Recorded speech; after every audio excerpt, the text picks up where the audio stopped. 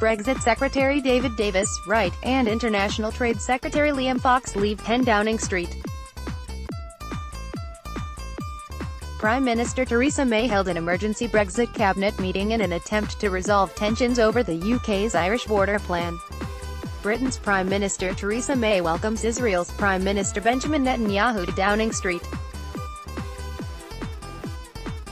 British fashion designer and environmental campaigner, Dame Vivienne Westwood delivers an anti-fracking letter to 10 Downing Street in London. New images issued by the Grenfell Tower inquiry of the kitchen in Flat 16 where the fire started on June 14 last year. 71 people were killed after the fire tore through the housing block in Kensington. Bishop of Southwark Christopher Chesun and members of the public attend a commemoration service on the first anniversary of the London Bridge terror attack. Britain held a national minute of silence on June 3, 1 year on from the London Bridge terror attack that killed 8 people and injured dozens more. William Buick Riding Massar celebrates crossing the line and winning the Investec Derby race on Derby Day at Epsom Downs. Traffic passes anti-Brexit signs on the County Derry, Londonderry, Northern Ireland and County Donegal in the Irish Republic.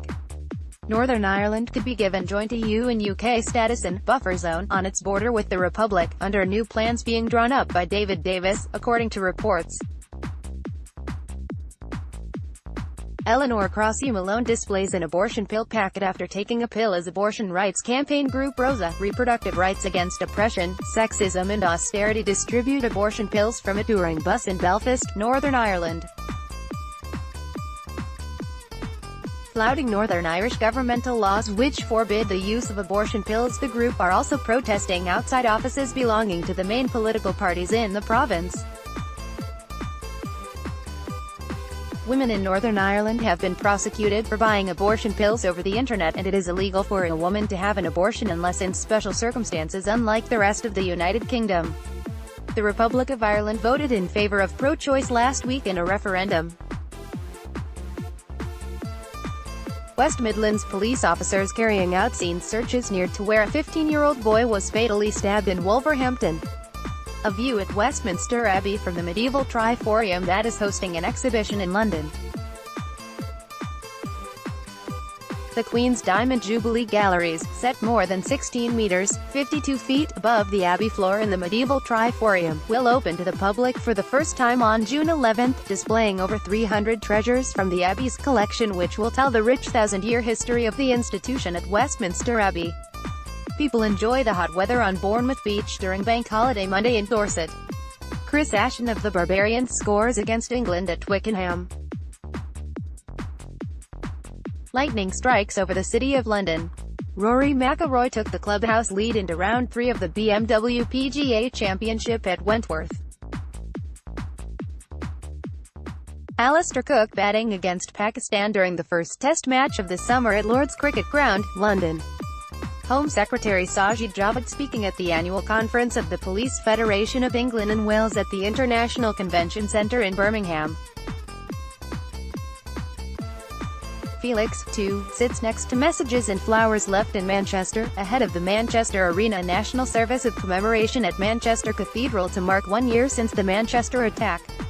Marcio and Andrea Gomes, parents of Logan Gomes, arrived for a commemoration hearing at the opening of the inquiry into the Grenfell Tower disaster, in London.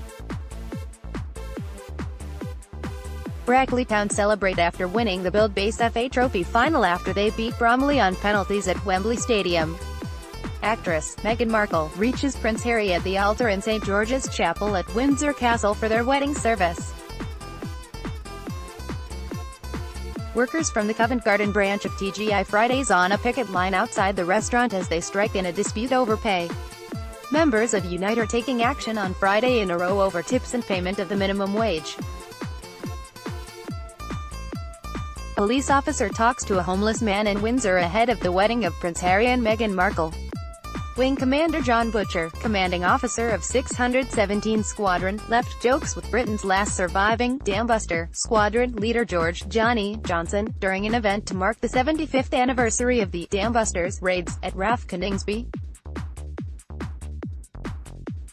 The Royal Air Force Battle of Britain Memorial Flight was hoping to fly one of the two remaining Avro Lancaster bombers over the Derwent and Lady Bower reservoirs, but high winds prevented the aircraft from taking off. 2018 marks the 100th anniversary of the formation of the RAF and the 75th anniversary of the 617th Squadron Dam Busters operation. The Dam Buster Raids, or Operation Chastise, was an attack on German dams on 16 to 17 May 1943 by Royal Air Force No. 617th Squadron, using an innovative bouncing bomb, which skimmed on the surface of the reservoir before hitting the dam wall and exploding. President of Turkey Recep Tayyip Erdogan speaks as British Prime Minister Theresa May listens during a press conference, after their meeting at 10 Downing Street. Erdogan is in the UK for a three-day visit, which includes a closing lecture at the Tatliddle Forum in Oxford, an audience with the Queen and talks with Theresa May.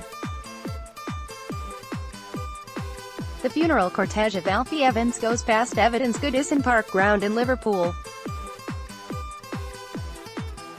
Doctors at Alder Hey Children's Hospital in Liverpool stopped providing life support treatment to Alfie last month after his parents, Tom Evans and Kate James, lost 2 rounds of fights in the High Court, Court of Appeal, Supreme Court and European Court of Human Rights. Daisy May Cooper, the winner of the Female in a Comedy Award for This Country, with her BAFTA. Thousands of union members marched through central London demanding a New Deal for workers, in an event organised by the Trades Union Congress (TUC). Jeremy Corbyn with shipbuilding apprentices at the Fairfield Shipbuilding Museum in Govan. During a speech he called for Navy shipbuilding contracts to stay in the UK. Dominic Chilcott, right, British ambassador in Turkey, hands over a letter of apology from the UK government to Libyan dissident Abdulhakim Belaj, as the British consulate in Istanbul. Abdulhakim Belaj and his wife, Fatima Boudchar, allege they were detained in Southeast Asia in 2004 and sent to Libya to be interrogated by the regime of late dictator Muammar Gaddafi.